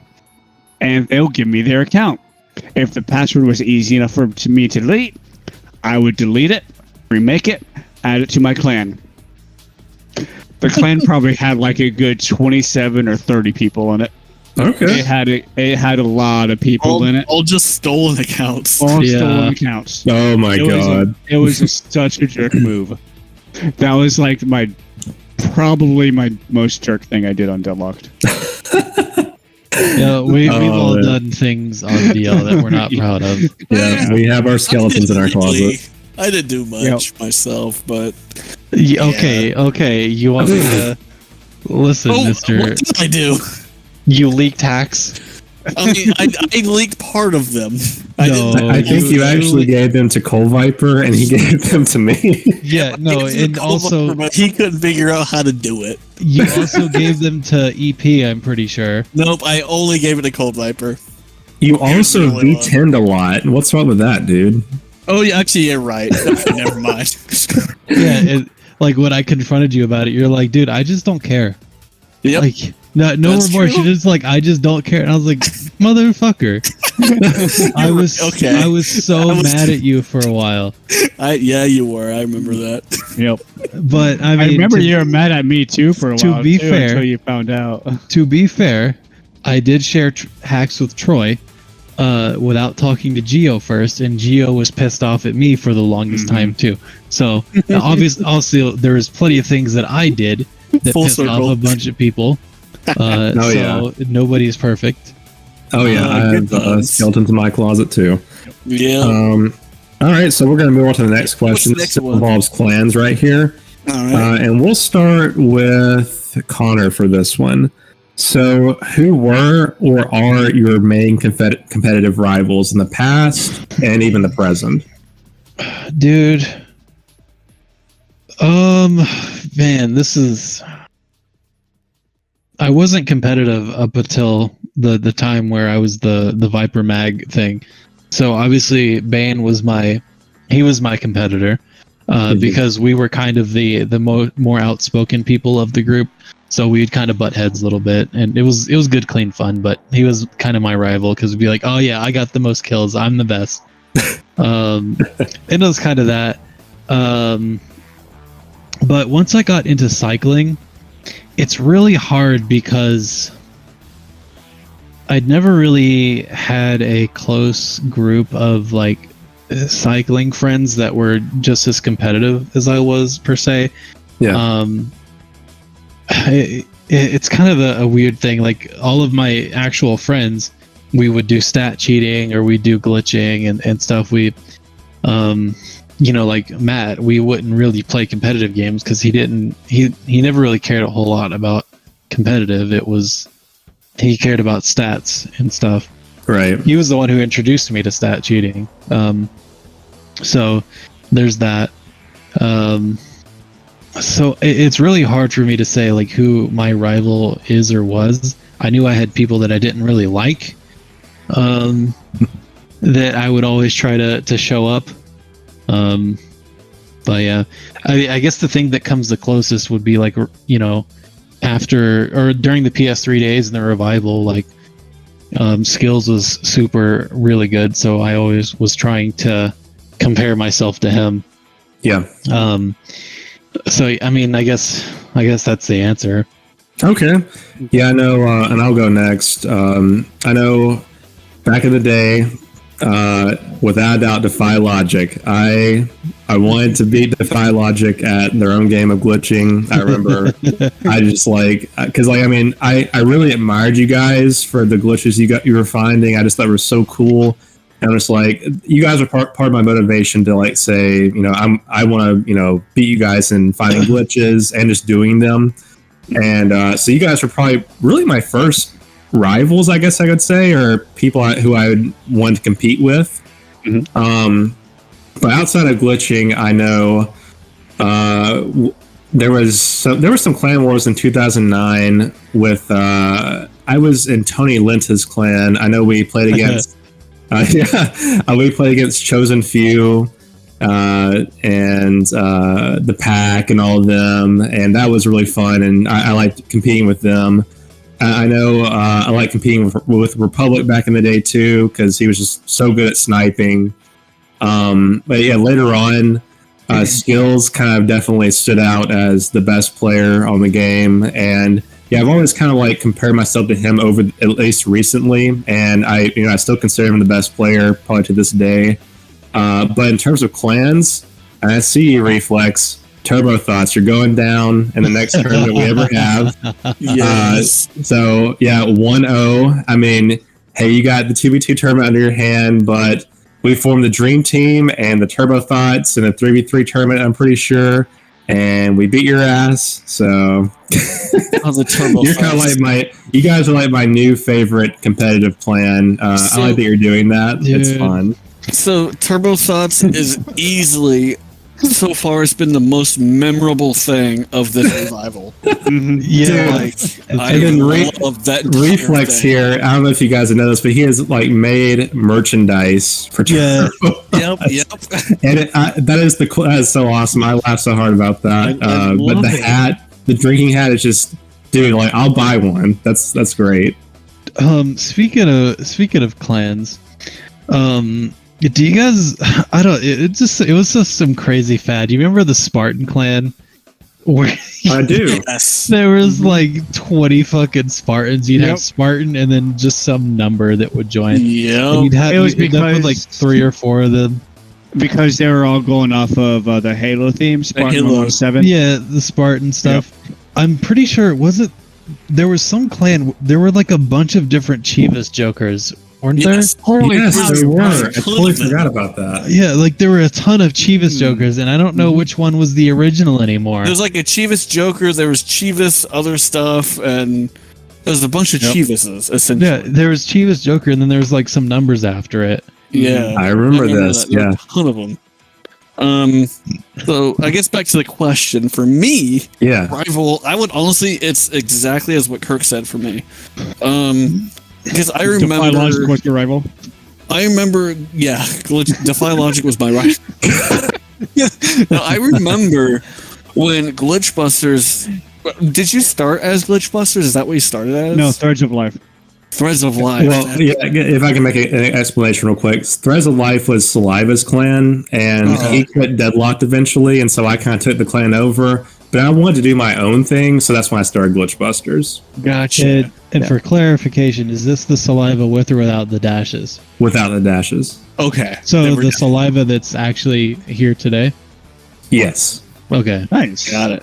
Yeah, so I remember that, I remember you, when your name actually started getting bigger and bigger with glitches. And then I would always think, man, he's finding some really cool glitches. I need to top that stuff. And it was like an ongoing battle. I remember there was at some point, for no reason at all, I just was like, I hate this guy because he's finding some amazing glitches. Sure did. Yeah, sure did. There's no reason behind it but that. So I'm gonna add to Ethan's story because it's the same answer. But the reason why. Shit. Oh, sorry. Keep going. Okay. Then yeah. So it was those glitches and everything, and then eventually, obviously, you surpassed Defy Logic now, 100%. It's fantastic what you've done. But so outside of glitching, though, I would go with. I remember Dark Lights, as you all know as Skills now. Yep. I remember when he started, because like I don't know if he even thinks of it this way at all, but he was one. I felt like he was one of my rivals back when he was on Dark Lights, at least, because he was still learning the game, or not really learning. He knew how to play, but we were pretty evenly matched. I played up against him a lot, and then it feels like once he made skills, he just blew everyone out the water. Yeah, Oh, he yeah. had like an exponential growth of skill. Yeah, really exactly. And like after that, I was like, yeah, I'm no match for him anymore. But yeah, it was when he was on specifically Dark Lights that I remember playing against him a lot. Yes, I remember and I'd those say days he was too. probably my rival at that point. Okay, how about you, Troy? So with the clan thing, yes, Glitchbusters was a big rival for Defy Logic, and one of the main reasons why Ethan and I didn't really like you that much back then was because we noticed at the time we thought that you were literally using our glitches to then build more onto your own glitches. So we were like, no, that part is our glitch. And now, Yep. but now I look at them like, now I see it as two different eras of glitching, where you have Defy Logic glitching and then you have Glitchbuster glitching. Yeah, like the old. It's almost like here's like the old school glitching, and then here's the build on top of it that really like That really blew it out the revitalized it. water. I guess like it's like glitch or Defy Logic was like glitching 1.0, and then you added the 2.0, and just like Exactly. Right. because all your glitches, like I almost want to say we kind of set the bar for it, or not really even set the bar. We set like the fundamentals kind of, Yes. and then you like built on it and like surpassed everything that I would even think about trying. Which is funny because a lot of the glitches that we actually first found on Deadlocked were from other games, mainly inspired by the Halo series. Ethan That's and actually we actually love the Halo series. It's he and I started glitching on Halo. That's like that was I think that was the first time we started playing online. Yes, it was. And that's actually where Troy ripped the name off of Defy Logic. It was originally a glitch clan in Halo. Okay. And they were one of the hugest glitch clans in Halo, like back in the day, like mainly Halo 1 and Halo 2. And then honestly, it's a great name, and Troy's like, let's just use it. Yeah, that's a phenomenal name. He didn't even give me a reason. He just used that name. I'm like, I guess this is us now. This is us. I guess this is it. But yeah, that's where we like a lot of our glitches actually did come from, like the idea of like the Halo glitches, because we watched a lot of Halo like glitch tutorials and stuff. We're like, let's try this in Deadlocked, and some of them worked, some didn't. Interesting. Okay. Yeah, that's how it came around. Yeah, because I know, especially with the core pooling glitches, you guys definitely like set the standards for the core pooling glitches, and I did build off some of those. So I can totally see where, in our teenage years, where it's just like, this dude's ripping off us, and like, that's all a glitch. But that's definitely the core pooling glitches. You guys. I built off some of them, and sometimes I'm like, yeah, let me try this, and I tried different things out. But yeah, I feel like you got more creative than what. Like your mind was more creative than what we ever even thought of. Is what really got you further than us. Yeah. You're just like that one of if we end up getting to it, I'm not going to answer, but like one of my favorite glitches is something that you found. Okay, yeah, we'll get to that in a bit. I have an idea, I know what it is. But just touch on the topic. I remember, being part of the Threads of Life clan. There were really 4 or 5 main members, and I know Saliva. Oh my God, he did not like you guys at all. Really? Yeah. Like there was jealousy issues there of how popular you guys were, and he wanted to top that, of course. Yeah. And so he kind of brought me into the mix when I started glitching, and I was kind of like the number 2 of Threads of Life for most of 2007, and then I kind of took it over. But yeah, that's kind of like getting into that, and so. Gotcha. Yeah, I honestly forgot Saliva did glitches and stuff like that too. I forgot about that. Yep, he was the leader for 2007. So. Yep.